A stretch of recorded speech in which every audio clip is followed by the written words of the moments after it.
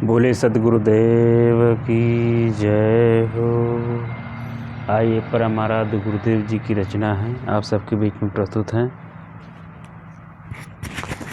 पाक नर तन जो गुरु का भजन न किया, पाक नर तन जो गुरु का भजन न किया, ऐसे सुंदर सुघर में न फिर आओगे। पाक नर तन जो गुरु का भजन न किया, ऐसे सुंदर सुघर में न फिर आओगे। इस मनुष्य शरीर को पा करके अगर हमने भजन भक्ति नहीं किया, गुरु भक्ति नहीं किया, प्रभु भक्ति नहीं किया, ऐसे खाते पीते भोगते हमारा जीवन चला गया तो मनुष्य शरीर पाने का क्या लाभ। जैसे खाते पीते पशु पक्षी पूरा जीवन चला जाता है तो कहते हैं सभी खानियों में सबसे उत्तम खानी मनुष्य की खानी है। इस खानी में सभी प्रकार साधन सुलभ हैं, मोक्ष कल्याण करने के लिए साधन है। ये साधन धाम है। साधन धाम ये शरीर मिला हुआ है, इसमें तमाम प्रकार ईश्वर राम के साधन हैं। ये मोक्ष भूमि का, कर्म भूमि का है और सब खानियाँ भोग भूमि का है। प्रजनन करना, परिवार बनाना, उसी में मगन रहना। तो इसमें आकर के साधना भजन भक्ति नहीं किया, गुरु के बताए हुए मार्ग पर हम नहीं चले, ऐसे अकारत जीवन चला गया। इसलिए बताया गया है पाप की मोटरी सिर पे लादे हुए, 1,84 चक्कर में चकराओगे। पाप की मोटरी सिर पे लादे हुए, 1,84 चक्कर में चकराओगे। पाक नर तन जो गुरु का भजन न किया, ऐसे सुंदर सुघर में न फिर आओगे। तो पाप की मोटरी क्या है। जीवन भर आदमी ऐसे से अनहित कार्य करता है, ऐसे जघन्य पाप करता है। उस पाप की गठरी को ले जा करके गंगा में जाता है, नहाता, अपने मैल को छुड़ाने के लिए जाता है, गंगोत्री यमुनोत्री जाता है। लेकिन वो पाप जीवन जो हमने किया, उस पाप को तो हमको भुगतना पड़ेगा। उसमें कहो धुल जाए ऐसा असंभव बात है। बुद्धि विद्या हुनर सेवा सुमिरन भजन, सब नई उम्र में ही है होते अरे। बुद्धि विद्या हुनर सेवा सुमिरन भजन, सब नई उम्र में ही है होते अरे। तब न यारो संभलने की कोशिश किया, तब न यारो संभलने की कोशिश किया, अब बुढ़ापे में कैसे संभल पाओगे। पाक नर तन जो गुरु का भजन न किया, ऐसे सुंदर सुघर में न फिर आओगे। तो बुद्धि विद्या हुनर किस जवानी में होने वाला है, और कोई पन ये जवानी में सब कुछ कार्य करने वाला है, बुढ़ापे में कुछ बनने वाला नहीं है। बुढ़ापे में हाथ पैर काम ही नहीं करते, इसलिए जो कुछ जीवन का कोई भी कार्य करना XYZ सब जवानी में कार्य करने लायक है। जवानी बुद्धि विद्या सब हुनर कला होती है करने के लिए, और अन्य उम्र में कोई कार्य होने वाला नहीं है।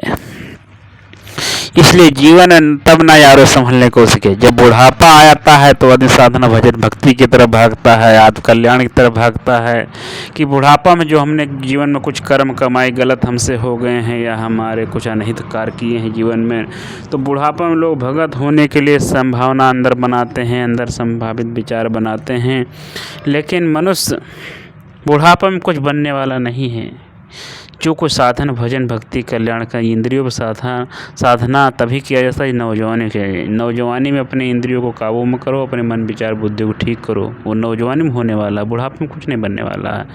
इसलिए गुरु जी कहते हैं जो कुछ कार्य करो नौजवानी में करो। नौजवानी में हर कार्य किसी भी दिशा में, खेती से लेकर वाणिज्य व्यापार तक कोई भी कार्य है, बिना जवानी में एक कार्य होने वाला नहीं। इसलिए जवानी में वो कार्य होने वाला है। अब तो आँखों से बाबा दिखाता नहीं, कानों से जरा भर सुनाता नहीं।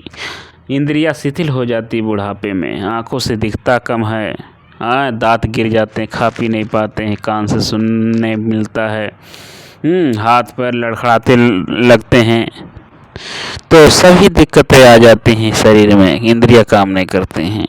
तो इसलिए कहते हैं बुढ़ापा कोई चेंज नहीं बनने वाला। तो अब तो आँखों से बाबा दिखाता नहीं, कानों से भी जरा भर सुनाता नहीं, डगमगाते हैं पग थर थराता बदन, ऐसे पन में गुरु गुण तो क्या गाओगे, ऐसे पन में गुरु गुण तो क्या गाओगे, पाके नर्तन जो गुरु का भजन ना किया, ऐसे सुंदर सुघर में न फिर आओगे। हाँ, दुनियादारी में सारी जवानी, जब जवानी थी तो दुनियादारी में खेल मखौल में जीवन को बिता दिया, आनंद में बिता दिया। अब जब बुढ़ापा आया तब भजन भक्ति की तरफ मन दौड़ा, तब कुछ होने वाला नहीं है। हाँ, हो गए नाम मात्र के लिए, लेकिन उसमें कुछ बनने वाला नहीं।